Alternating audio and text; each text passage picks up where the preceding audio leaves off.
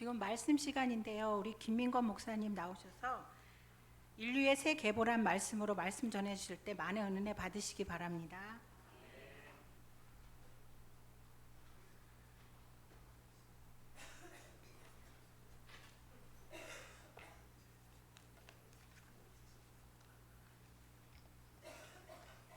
말씀 앞에 기도하겠습니다.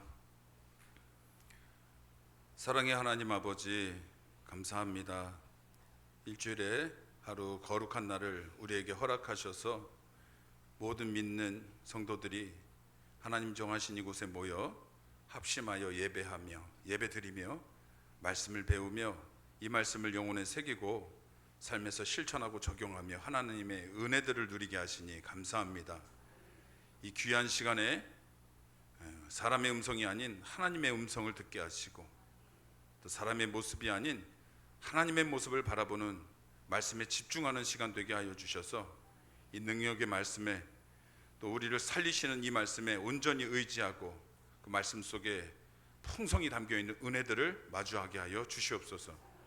감사드리며 살아계신 예수님의 이름으로 기도드립니다. 아멘. 할렐루야. 아멘. 하나님의 은혜가 함께 하시길 바랍니다.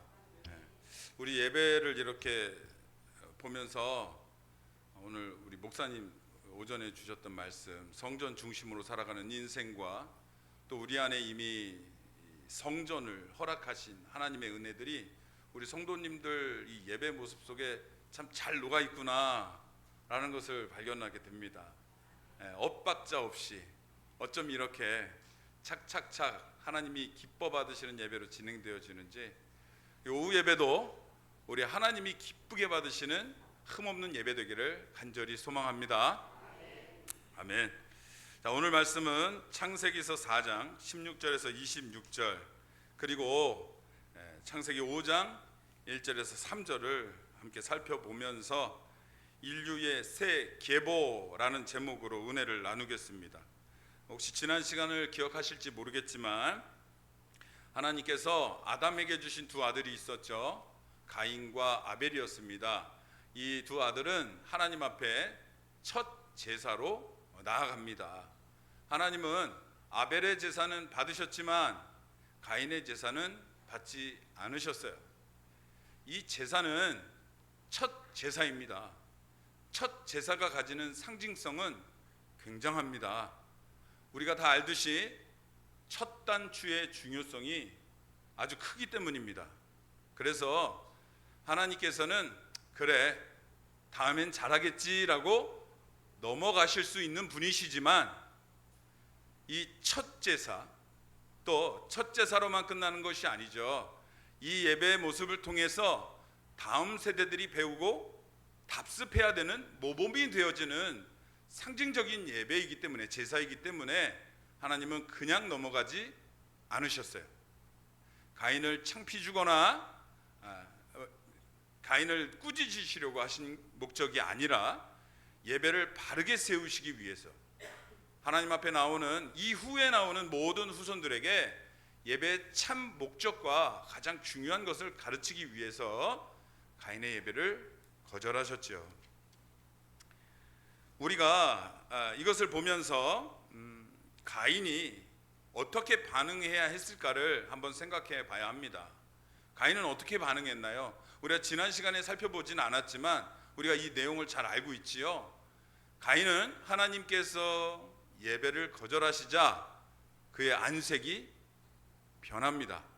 그리고 하나님을 향해 자기의 분노를 감추지 않습니다. 이 모습이 참 안타깝게 소개되고 있지요. 우리는 이제까지 살아오면서 몇 번의 예배를 드리셨나요? 기억하시나요? 기억이 안 나죠? 당연하죠. 수많은 예배를 드렸습니다. 기억에 나지 않을 정도로 많은 시간을 하나님께 예배로 드렸습니다. 그러면 제가 질문을 하나 드리겠습니다. 우리가 드린 지난날의 많은 예배들, 그 모든 예배들 속에 어쩌면 한 번 정도는 가인처럼 뭔가 우리가 좀 허전하게 드렸던, 뭔가 좀 소홀히 드렸던 예배의 순간이 있으셨습니까? 다시 질문하겠습니다. 여러분이 그동안 드렸던 모든 예배, 한 번의 예배도 빠짐없이 그 모든 예배가 하나님이 다 기쁘게 받으셨다고 자신하시냐는 질문입니다.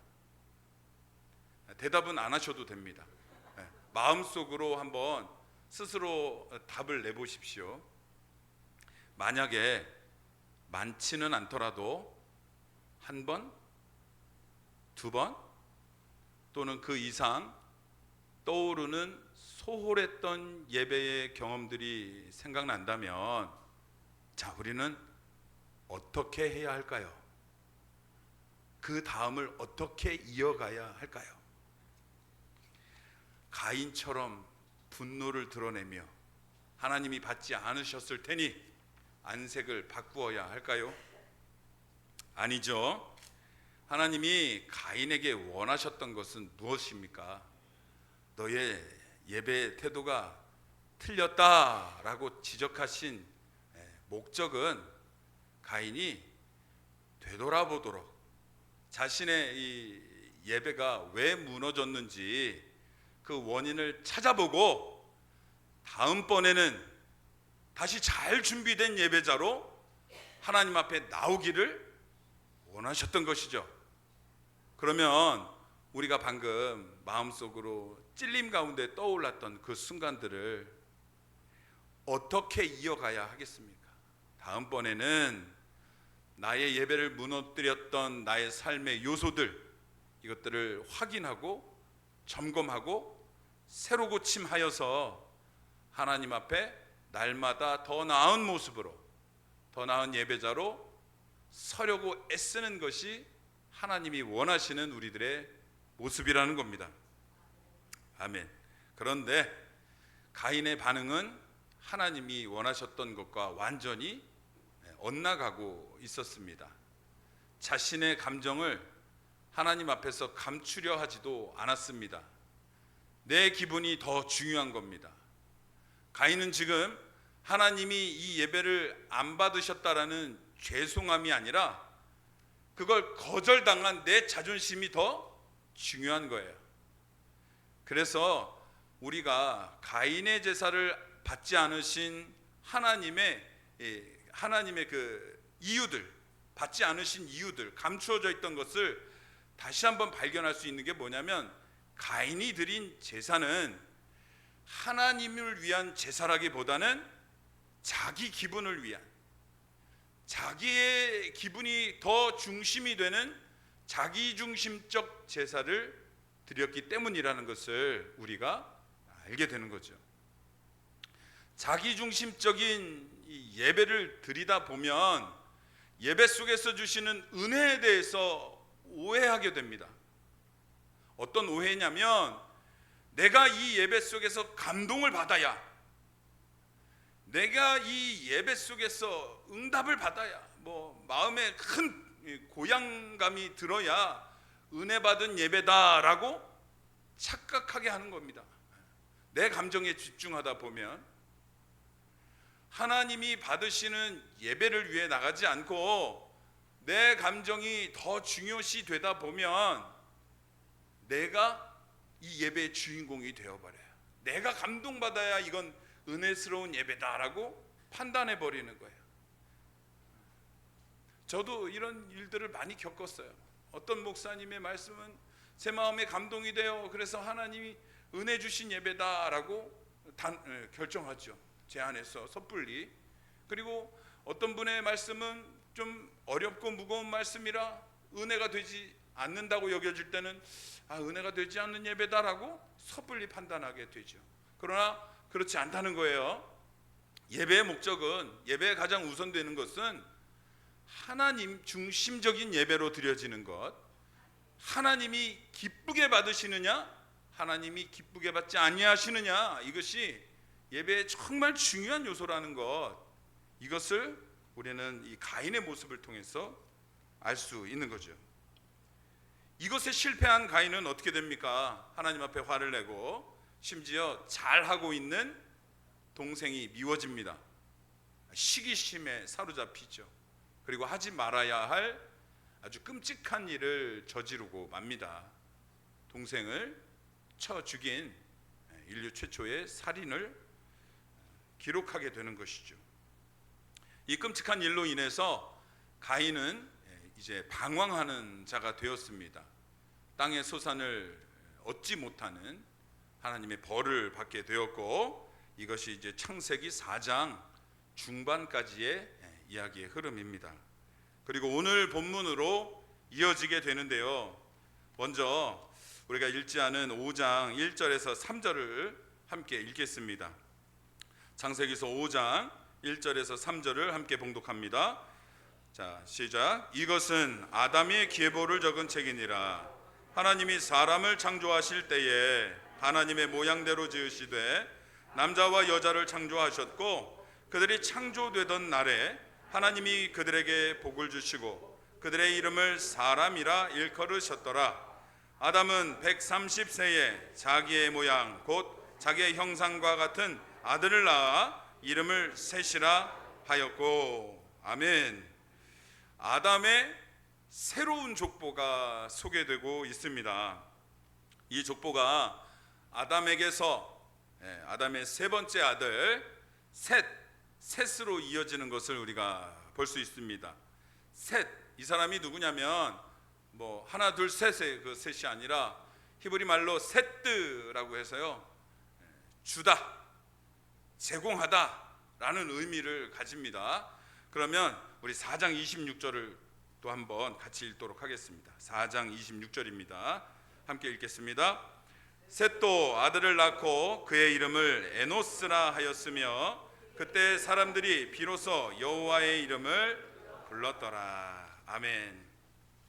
하나님이 제공하신, 하나님이 주신, 그래서 아벨을 대신하여 아담의 믿음의 계보를 이어갈 셋의 족보가 소개되고 있는 겁니다.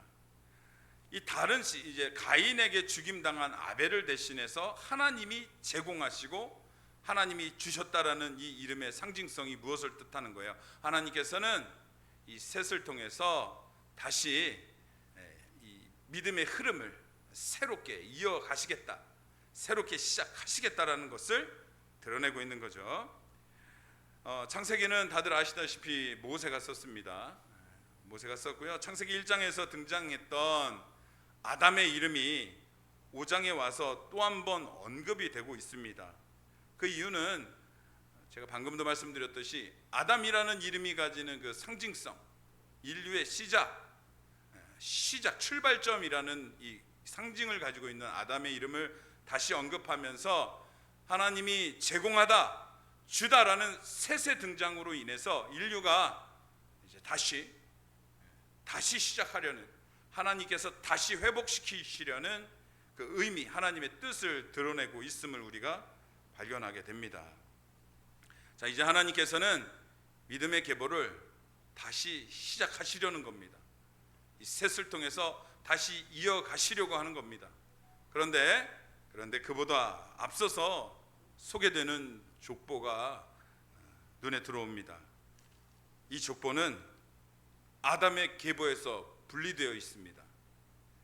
동생을 죽인 자 가인의 계보로 따로 모아서 성경은 소개하고 있습니다. 4장 16절부터 24절인데요. 우리는 20절과 22절을 함께 읽어보겠습니다. 20절부터 아단은 시작. 아단은 야발을 낳았으니 그는 장막에 거주하며 가축을 치는 자의 조상이 되었고, 그의 아우의 이름은 유발이니 그는 수금과 퉁소를 잡는 모든 자의 조상이 되었으며, 실라는 두발가인을 낳았으니 그는 구리와 쇠로 여러 가지 기구를 만드는 자요, 두발가인의 누이는 나아마였더라. 아멘. 가인들의 후손들이 소개되고 있는데요, 이 족보를 들여다보면서 아쉬운 점이 발견됩니다. 못마땅한 점이 발견됩니다. 뭐가 못마땅하냐? 살인자의 족보 아닙니까? 동생을 쳐 죽인 자의 족보입니다. 그래서 유리방황하는 하나님의 벌을 받은 자들의 족보예요. 그러면 어떤 소개가 나와야 우리의 속이 시원할까요? 당시에 이 글을 읽는 독자들은 어떤 것을 원하며 이 글을 읽어갔을까요? 이들이 좀 비루하고 빌어먹으며 고생하는 이야기들이 좀 나와야 인과응보, 벌을 받는 자답게 힘들게 고생하는 모습을 좀 우리가 봐야 속이 시원할 텐데, 보십시오. 그렇지 않습니다. 가인의 후손들은 각 분야에서 나름대로 뛰어난 활약을 보여주고 있다라는 겁니다. 먼저 라멕은 아내가 둘이 있는데요. 첫 번째 아내는 아다입니다. 이 아다에게서 야발과 유발이라는 아들이 태어나는데, 야발은 그의 조상 가인과 같이 가축을 치는 일을 잘 발전시켜서 축산업의 조상이 되었습니다. 또 유발은 수금과 퉁소를 잡는 모든 자의 조상이 됩니다. 즉 악기를 능숙하게 다루는 당시 예술 문화의 선조격이 되는 거죠. 또 다른 아내 실라로부터 태어난 두발 가인은 구리와 쇠를 다루는 대장장이 철공계통의 선조가 됩니다. 또 그의 누나 나아마라는 여인도 소개되는데요. 이 여인은 어떤 것의 선조라고 소개되진 않지만 이 여인의 이름의 뜻을 보면 우리가 유출할 수 있지요. 이 여인의 나아마라는 여인의 이름의 뜻은 즐거움, 또 깊이 들어가 보면 아름다움, 미에 대한 그런 의미를 가지고 있습니다. 그래서 유추해 보건대 미의 기준이 되는 미용이나 또는 아름다움, 또 즐거움을 뜻하는 연예계나 또는 좀 안 좋게 보면 화류계 쪽에 그런 인물이었다고 추측할 수가 있겠습니다. 축산업과 예술 문화와 철공업, 그리고 여인들의 아름다움, 이런 분야에서 이 가인의 후손들이 두각을 나타내고 있는 것이었죠. 아쉽죠? 아쉽습니다. 못마땅합니다. 물론 하나님이 가인에게 주신 벌대로 농사를 짓는 후손은 발견되지 않습니다만, 나름대로 갖출 것을 잘 갖추고 하나님 없이도 쉽게 말씀드려서 잘 먹고 잘 살고 있는 것을 보게 되는 거예요. 그런데 더 중요한 것이 있습니다. 가인의 계보, 이 마지막에 우리가 놓쳐서는 안 되는 정말 중요한 기록이 있어요. 23절과 24절을 함께 읽겠습니다. 라멕이 시작. 라멕이 아내들에게 이르되 아다와 실라여 내 목소리를 들으라. 라멕의 아들들이여 내 말을 들으라. 나의 상처로 말미암아 내가 사람을 죽였고 나의 상함으로 말미암아 소년을 죽였도다. 가인을 위하여는 벌이 7배일진데 라멕을 위하여는 벌이 77배이리로다.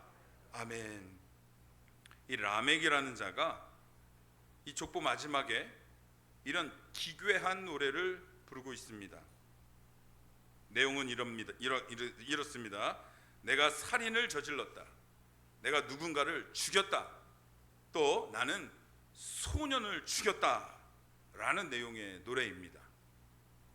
가인으로 시작된 첫 번째 살인에 이어서 성경에서 두 번째 살인이 기록되어 있는 것입니다.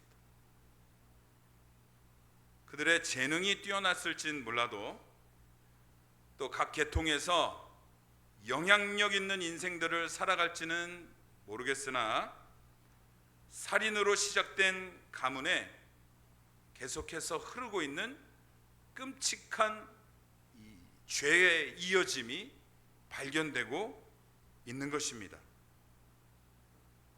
가인이 뛰어난 재능을 물려주었을지는 모르겠으나 절대로 물려주지 말았어야 할 이 죄, 남의 피를 흘리게 하는 죄, 끔찍한 죄까지 후손들에게 이어지고 있는 것을 오게 되는 것이죠. 그런데 라멕은 스스로 자신의 노래 마지막 후렴구에 이런 가사를 고백하고 있어요. 가인에겐 벌이 7배이지만 나에겐 벌이 77배이리로다. 즉 우리가 추측할 수 있는 건 가인보다 자신의 죄가 더 77배나 더한 벌을 받을 만큼 악랄했다, 잔인했다, 하지 말았어야 할 일을 했다라고 해석할 수 있겠습니다. 그렇게 마무리하는 가인의 족보에 이어서 26절에서부터는 아담에서 이어지는 셋의 족보가 기록되고 있습니다. 두 족보가 이어져서 소개되면서 선명하게 비교되고 강조되는 것이 있습니다. 우리 다시 한번 졸음을 이기고 26절을 함께 읽어보도록 하겠습니다. 셋도 시작. 셋도 아들을 낳고 그의 이름을 에노스라 하였으며 그때의 사람들이 비로소 여호와의 이름을 불렀더라. 아멘. 셋의 후손에겐 이후에도 뭐 이렇다 할 두각을 나타내는 재능들은 소개되지 않습니다.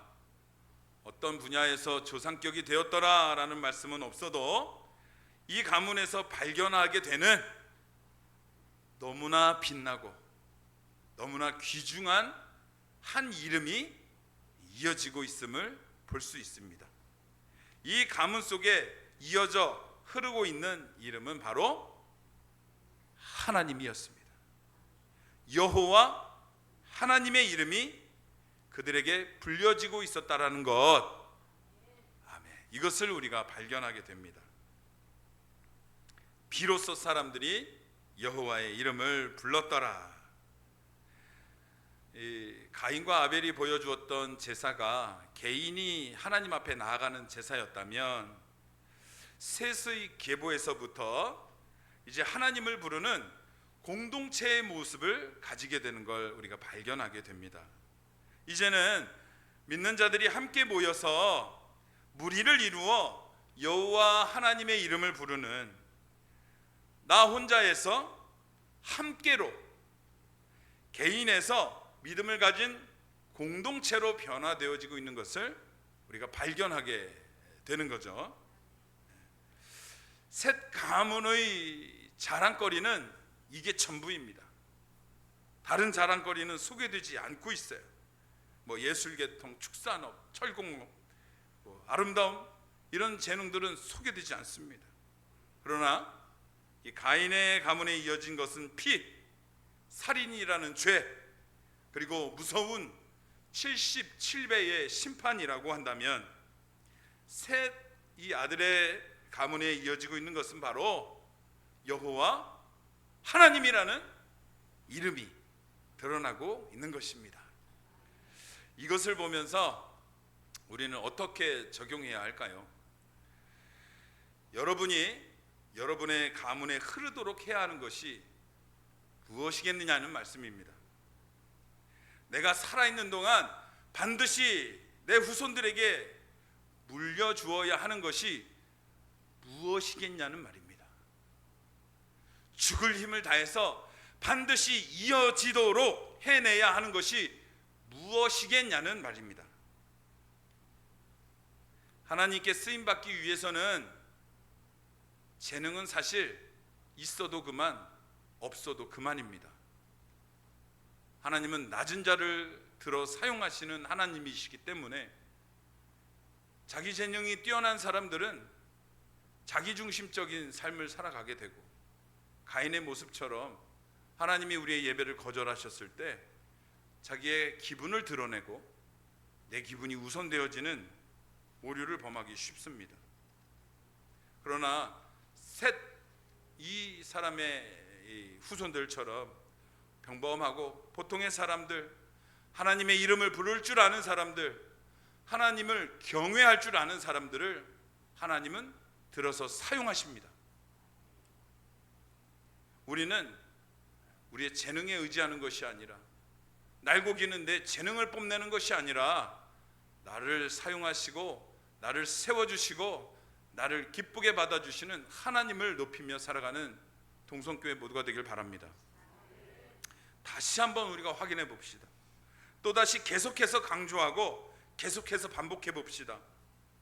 가문에 하나님의 이름이 흐른다는 것이 얼마나 귀하고 소중한 것인지에서 다시 더욱 확실하게 우리가 확인해 봅시다. 셋의 족보를 한 번 더 살펴보겠습니다. 우리가 함께 읽진 않았지만 5장 32절을 보시면 셋의 족보가 어디까지 이어지는지 나와 있습니다. 우리 5장 32절을 함께 읽겠습니다. 노아는 500세 된 후에 셈과 함과 야벳을 낳았더라.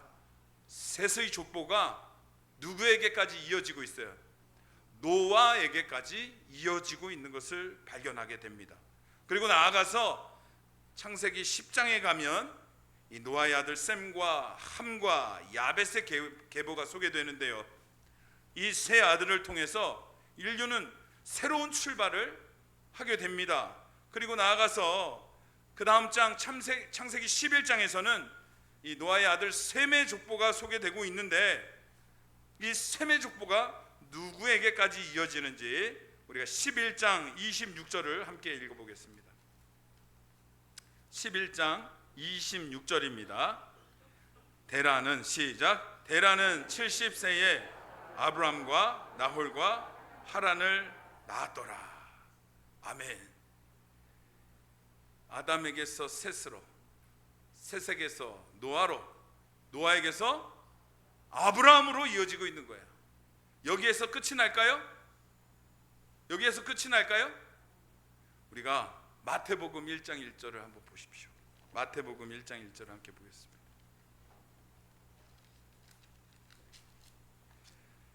아담에게서 셋으로, 셋에게서 노아로, 노아에게서 아브라함으로, 그리고 우리 1절을 함께 힘있게 봉독합니다. 아브라함과 다윗의 자손 예수 그리스도의 계보라.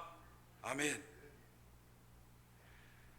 아담에게서 시작된 이 믿음의 계보는 이어지고 흐르고 흘러서 그 많은 과정들을 거치고 드디어 이 클라이막스에 다다릅니다. 아브라함과 다윗을 거쳐서 예수 그리스도에게까지 이어지고 있는 너무나도 멋진 믿음의 흐름을 우리가 목격하게 되는 것입니다. 셋의 핏줄이, 하나님의 이름을 부르는 후손들이 이어져서 예수 그리스도에게까지 다다르고 있는 것을 우리가 발견하게 됩니다. 그렇다면 오늘 우리가 읽었던 본문, 가인과 이 셋의 계보를 함께 이어서 소개하시면서 비교하고 강조하시는 이 말씀의 의미, 우리에게 무엇을 말씀하고 계신 걸까요? 우리가 우리 후손들에게 물려주고 그리고 반드시 이어지도록 애써야 하는 것이 무엇이냐를, 우리가 이 땅에서 성공하기 위한 지혜나 그 어떤 무엇이 아니라 우리가 이 다음 세대들에게 반드시 물려줘야 하는 것이 무엇인지를 말씀해주고 계시는 것이 분명하게 우리 가슴에서 떠오릅니다. 그게 뭡니까? 하나님의, 여호와 하나님의 이름이고 믿음인 것입니다. 이것을 물려줘야 함을 이 본문이 강조해주고 계시는 거예요. 신명기 5장 10절에 보면 아브라함에게 하나님이 이렇게 말씀하십니다. 나를 사랑하고 내 계명을 지키는 자에게는 천대까지 은혜를 베푸느니라. 아멘. 우리 같이 고백해 봅시다. 나를 사랑하고 내 계명을 지키는 자에게는 천대까지 은혜를 베푸느니라. 아멘. 하나님의 은혜가 천대까지 흐르고 계속해서 흘러서 우리와 우리의 후손과 앞으로의 모든 자손들의 삶 속에 하나님의 이름이 그들의 인생 속에 유익을 가져다 주시는 믿음의 훌륭한 계보들을 잘 이어가시는 우리 모두가 되길 바랍니다. 마무리하겠습니다. 살인으로 시작한 가인의 족보는 죽었다, 그리고 그들의 재능이 소개되면서 마지막에는 77배의 심판이 있으리로다 라는 말로 마무리가 됩니다.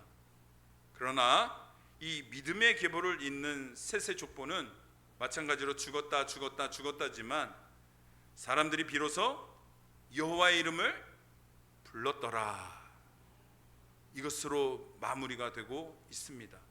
그러면 이것이 완결이 아닙니다. 여호와의 이름을 불렀더라, 이것이 마무리지만 완결이 아닌 진행형으로 나아감, 이어지고 흘러감. 그래서 어디까지 도달합니까? 예수 그리스도에게까지 이어지고 있는 것을 우리가 발견했습니다. 할렐루야. 가인의 족보는 재능은 넘쳐났으나 살인의 죄와 심판이 흐르는 족보였다면, 셋의 족보는 특출난 것은 없을지라도 그 속에 흐르는 하나님의 이름으로 인해서 구원의 족보가 되는 것입니다. 가인은 사망의 족보였고 셋은 생명의 족보였던 것입니다. 가인은 심판의 족보였다면 셋은 은혜의 족보인 것입니다. 여러분은 무엇을 물려주는 조상이 되시겠습니까? 우리가 어느 계보에, 어느 족보에 속해야 할까요? 사실 혈통으로만 따지면 가인이건 또 셋이건 우리는 그곳에 이름을 올릴 수가 없습니다. 대한민국 사람이기 때문에. 그러나 우리는 예수님의 십자가 사건을 통해서 그 십자가의 사건을 믿는 자들에게 허락되어진 은혜가 있습니다. 믿음의 계보에 속하는 은혜입니다.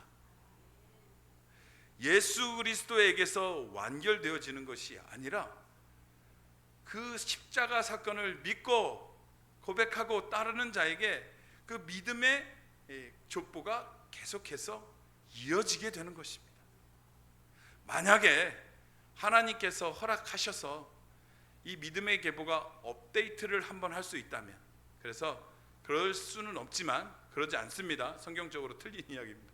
만약에 이 족보에 더 믿는 자들의 그 다음을 기록할 수 있다면 우리의 이름이 소개되면서 누구가 90년 100년을 살았고 죽었으며 그의 후손들이 예수님의 이름을 부르더라, 이렇게 기록되어지는 것, 이게 얼마나 영광스럽고 얼마나 우리에게 중요한 것인가를 생각해 보게 됩니다.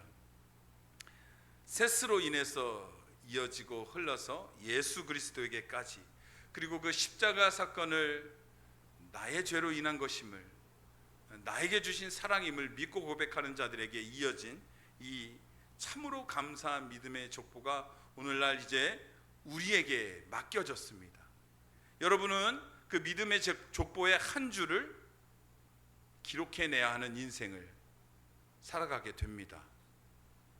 하나님께 영광 올려드리는 한 줄을 기록하시는 우리 모두의 인생이 되기를 바랍니다.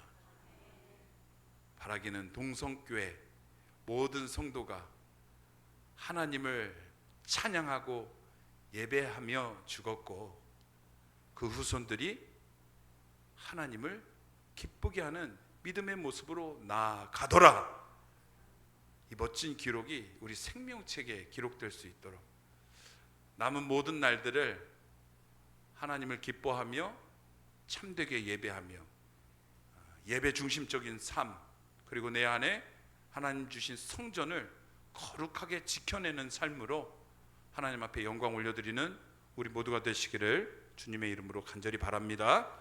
기도하겠습니다. 사랑의 하나님, 은혜를 감사합니다. 이 귀하고 복된 날 거룩하게 구별하여서 우리에게 특별한 은혜를 주시는 이 귀한 시간, 하나님 주시는 그 모든 말씀들 한마디 한마디가 우리의 발걸음을 인도하여 주시옵소서. 우리의 한 주를 믿음으로 멋지게 살아갈 수 있도록 인도하시고, 나의 생각이 나의 발을 앞서지 않게 하시며 오로지 하나님의 음성을 따라서 겸손히 순종하며 나가는 자들에게 믿음의 승리를 주시는 하나님의 은혜가 늘 함께하게 하여 주시옵소서. 우리 영혼에 새겨주신 이 말씀이 나의 능력이 되고 나의 힘이 됩니다. 우리의 세상에서의 특출난 재능은 없을지라도 내 안에 빛나게 새겨진 여호와의 이름으로 우리의 믿음을 자랑하고 하나님을 자랑하며 하나님 앞에 영광 올려드리는 우리 동성교회 모두가 되게 하여 주시옵소서. 감사드리며 살아계신 예수님의 이름으로 기도드립니다. 아멘.